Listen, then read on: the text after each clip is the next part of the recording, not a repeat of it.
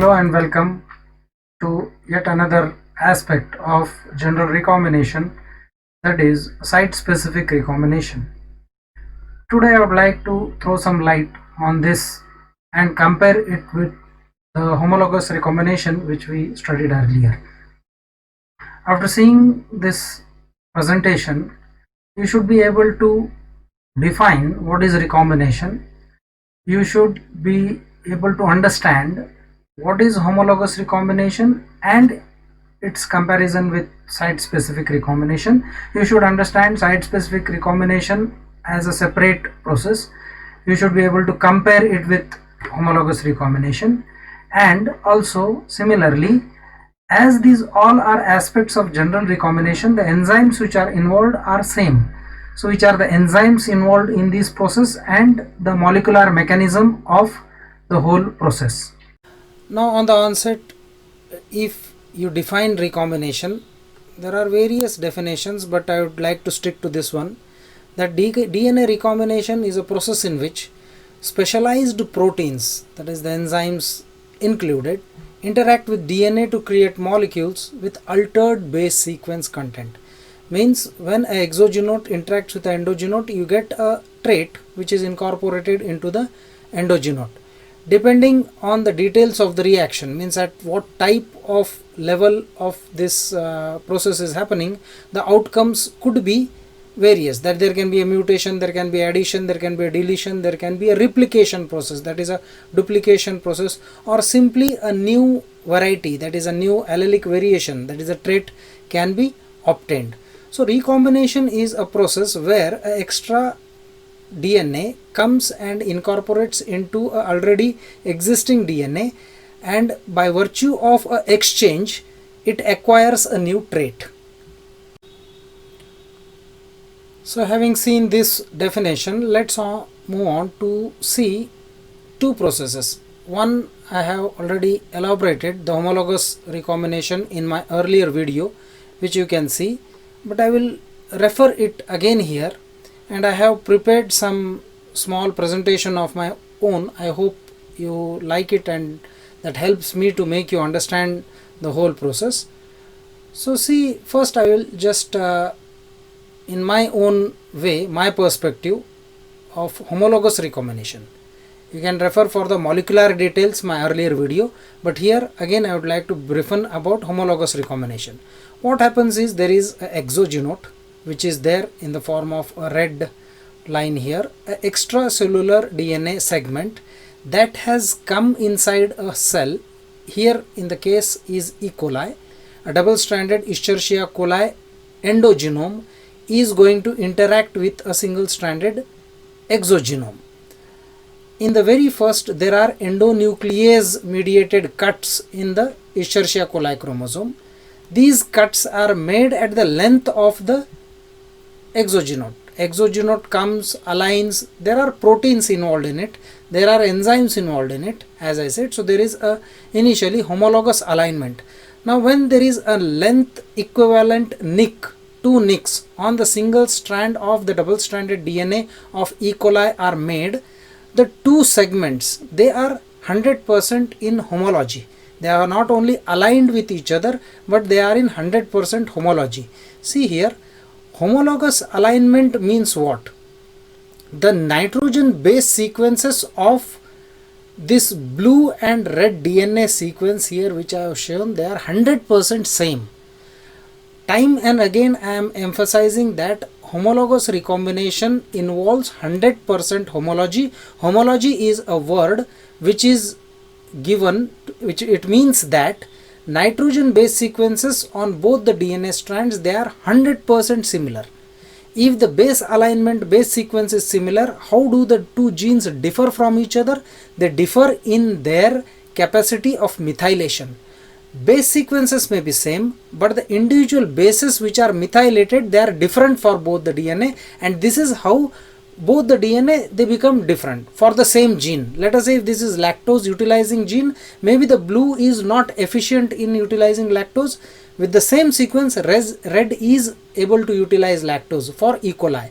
How that is so? Because both are differing in their methylation sequences. That is, methylated bases are different. So in homologous recombination, the base which is there, base sequence alignment first takes place. Endogenote segment is removed away and the exogenote comes and aligns. Exogenote is degraded and subjected to the nucleotide pool. Okay, this is what happens. Now see, still there is a gap which is left behind at the point of alignment. Now hydrogen bonds have formed between the exogenote and the space left between the removal of the endogenome. But there is a gap. The gap is nothing but the lacking of phosphodiester bond between the two adjacent bases. So as you know very well, the ligase enzyme, they are responsible for introducing the phosphodiester bond and instantly they seal the gap. As you can see, sealing of the gap means introduction of phosphodiester bond takes place. The exogenote gets incorporated in the host bacterium and the endogenote segment is degraded. It makes the nucleotide pool rich. Okay, so this is homologous recombination. But friends, this is not as simple as I have just shown. There is another level where a Holliday junction model is created. Now this was just for your basic understanding. Before going to the site specific recombination, I would like to just throw light on the complex and the molecular level of homologous recombination. Once you understand this, again it will be very easy for you to understand the site specific recombination. Come, let's see that.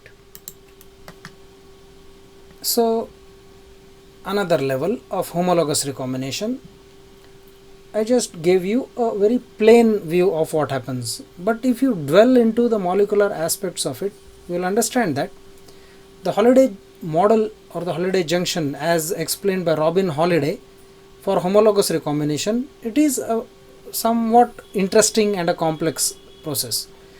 There is a single stranded nick introduced at the same position on the both parental molecules. First thing, the nicked strands, then they undergo a exchange, a crossing over sort of thing takes place by complementary base pairing, and a branch migration takes place, and then a crossed strand intermediate called as Holliday junction is introduced, which then turns some 90-180 degrees. It swivels anti-clockwise, opens up. There is resolving of the strands by the enzyme resolvase. Many enzymes like REC-A, REC-B, REC-C are involved in it. RUV-A, RUV-B, RUV-C are involved in it. I have explained this in my earlier video. Today I just want you to go through this because I want to compare and contrast it with the site specific recombination. So see on your screen the basic aspect of homologous recombination, that is a detailed molecular view again. So what happens here is, as I shown earlier, the exogenote comes and aligns with, at the homologous region, aligns with the endogenome. Then there is a exonuclease cut, two single stranded nicks on both the DNA strand, parental as well as the incoming nucleotide, incoming DNA strand, they are created. Then there is a creation of a cross bridge. Both the strands, they undergo a formation of a cross bridge, as you can see on the screen, a cross bridge. And then there is branch migration. This migrates. That branch cross, it migrates throughout the length of the incoming DNA, and then at that point a strand exchange takes place. That strand exchange is by virtue of the Holliday junction model. RUV-A, RUV-B proteins are there, resolvase enzyme is needed, isomerization and resolution takes place, that you can see in my earlier video, and resolvase enzyme is responsible for the, what you can say, expelling of the endogenote and intake of the exogenome, expelling of the endogenome and intaking of the exogenome. And then now this acquires a trait. But here again there is one risk which is there. This strand which is not undergone a exchange may rebel back to its may force the incoming DNA in the next round of replication to become wild type again. Okay, so there is a process, see here, as this goes into nucleotide pool, what happens with the genome which is attached at the homologous site? You see the other strand, the purple strand here, it undergoes a mismatch repair system. In the coming rounds of replication, 50% chances are there that this incoming DNA will be removed, will not be recognized as correct, or it will be recognized as correct. If it is there, as you can see, both the strands have become red here. It is a mismatch repair system and the DNA has been accepted. The removed DNA, as you know very well, is subjected to the nucleotide pool. So general or homologous recombination, it occurs between DNA molecules of very similar sequences, and the whole length of DNA after aligning with its homologous region is undergoing an exchange. So you need 100% homology, 100% similarity of the incoming DNA with the outgoing DNA, and a new trait is acquired by the DNA which has accepted that new DNA. Now the scenario changes completely. It's very interesting when we see site specific recombination. See what happens here. The recombination occurs between a particular short sequence, that is around 12 to 24 bases only. Even in that, there are only 7 base pair sequence which are undergoing an exchange, not the whole length of DNA. Come, let us see how it happens. Now let us see site specific recombination.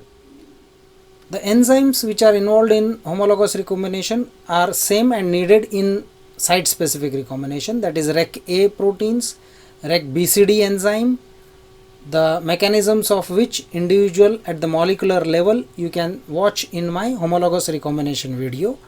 So I will skip forward and directly go to the site specific recombination process.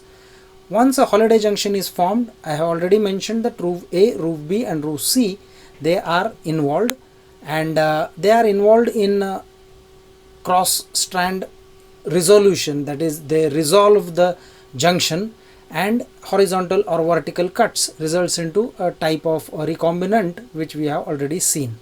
So I will just now jump to site specific recombination and see this interesting process, and while watching you should be able to compare and contrast it with the homologous recombination.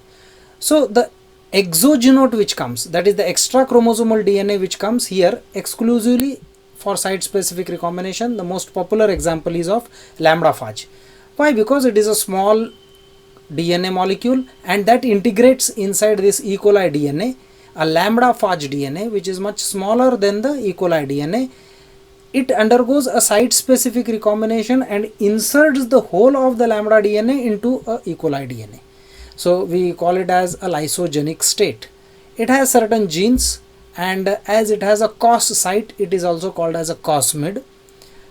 That is a separate story. Here focus on how the site specific recombination with lambda phage is taking place. So this lambda phage first of all comes and aligns with the one of the site which will be called as the attachment site of E. coli. So there is an attachment site on the lambda phage. We will call it as POP for phage. O is the central region. P and P on the either flanking either sides are a small transposon elements which are responsible for the exchange. So you see, not the whole of the DNA is not needing a homology here. Only specific site. It is also called as the core site which is needing recombination. So we have labeled it as the attachment site POP on the phage and attachment site on bacteria as BOB. Means B and B sequence on the flanking on the both sides, they are repeats. There is a repeated sequence and in the center there is a point of attachment. If you see at the POP site, it is around 240 base pairs, but only 7 base pair attachment site is needed to attach it with the bacterial attachment site, ATT site. Similarly, on the bacterial attachment site, as you can see, there are 25 base pairs. So the bacterial attachment size is smaller than the phage attachment size. Obviously in evolution it is a lysogen, it is a parasite, so it has more advanced technology for attachment as compared to the bacteria, which does not desire its attachment, so has evolved into very less bases, 25 bases, 240 bases. That is not important. Even in that, there are in both 7 base pair repeats which are responsible for the integration, and this integration is by the enzyme integrase.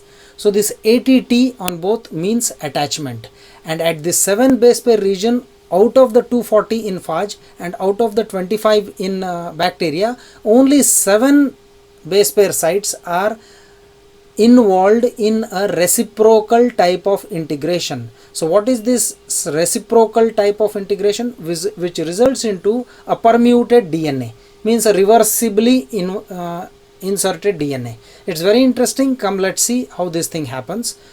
Before that, that 7 base pair region which I was going to tell you, this is that phage DNA in the red and bacterial DNA in the blue. You can see both out of the 240 or 25 base sequences, they are having similar sequences. Okay, homology is there, but homology is not through the length of the DNA. Homology is only for that short attachment site only. You can see in the red GC a sequence of T's, series of T's, ATA, CTAA. Again you can see here GC in the bacterial DNA in the blue, you can see a series of T's, same sequence. Then there is a cut generated. This cut which is there, see the third line here, the cut is in between the series of T's. So you have 3T, A, T, A, G. So this is the 7 sequence which I am talking about. These 7 sequences are cut. On the phage DNA, you see T, T, T, 30 there will be a cut, hydrogen bond, and it will go till the T over here and the strands will be removed. Same thing happens on the phage DNA, same thing happens on the bacterial DNA. The recombinant junctions, they are sealed to integrate the prophage DNA. This follows a Holliday junction model. A crosswise pairing takes place. Cleavages which are there at the 7 base pair, they are cut by the endonuclease enzyme, and it is a flush end, blunt, it is not blunt end, flush end or cohesive end are generated, and they just attach only within that 7 base pair sequence. So this was that is called as the core sequence. This was for your understanding. Come back to our animation. So as you can see here, what is happening, this phage attachment site and bacterial attachment site, they are endonucleolytic cleavage takes place, they are opened. Now see the interesting aspect, a crisscross attachment, that is called as a inverse integration, reciprocal integration of phage DNA into the bacterial DNA takes place. So see here, like this, the sequence on the left joins with the sequence on the right of the bacteria, sequence on the right on the phage joins with the left of the bacteria. So this is what is happening. This is called as the reciprocal type of integration. Okay, this is for your understanding. I am repeating the stage. It is not like this, only once it happens like this. And then the genes which are there in the center, there is a COS gene. Let us label it as A, B, C, D, E, F genes. Now this, when it will be integrated into the bacterial DNA, it is a reciprocal type of integration.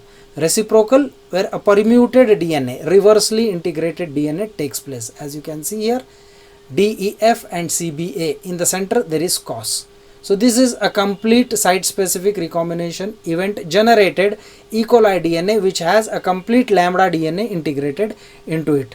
So this is site-specific recombination, and this is how you can compare it with the homologous recombination. On the side here you have original version of how the gene sequence was there before integration. As you can see, ABC cos FED was there, it got into FED cos CBA, that sequence. This is called as a permutation, cyclic permutation or a reciprocal type of integration. So only small BOB and POP sites, specific sites are required. Homology is required only in that segment, around 24 to 240, whatever the base pairs are there that are homologous. 24 to 240 means in different species, in different bacteria, different events, this range is between some around 20 to 250, only that much, not more than that. Specific sites, and there is a reciprocal type of integration. So site specific integration or site specific recombination, it results in precise DNA rearrangements. It is very different type of process, and recombination is limited to very specific sequences, as we have seen in this example. Recombination reactions of this type, actually they occur in virtually every cell, human cell, bacterial cell, eukaryotic cell, prokaryotic cell. They are used for filling specialized roles that vary greatly from one species to another species. Different species, they have different roles in that. The examples, if you want to see, as I have given in the slide, regulation of gene expression, that is controlled by site specific recombination events. Promotion of programmed DNA rearrangements in embryonic developments, or in the during recombinant DNA technology, we can use this as a big tool. And in replication of cycles of some viral and plasmid DNA, this process is very active. So each site specific recombination system, remember, it consists of an enzyme called as recombinase, that is the one which is undergoing helping the process of recombination. It is a group of enzyme, a short 20 to 200 or 250 base pair of unique DNA sequence, that is the specific site where this recombinase enzyme acts. As you saw, the reciprocal type of integration which is taking place, that is carried out by the enzyme recombinase. Resolvase is the enzyme which resolves the Holliday junction, not here, but here also Holliday junction model takes place when there is a final recombination event. So each site specific recombination consists of an enzyme called as recombinase, short 20 to 250 sequences, a unique DNA sequence where this recombinase acts, that is also called as the core site, and also the specific site which we have been talking about. And this is how the site specific recombination takes place. I hope you understood the concept well, and you should be able to compare and contrast it with the homologous recombination and understand what this recombination is all about. Thank you very much.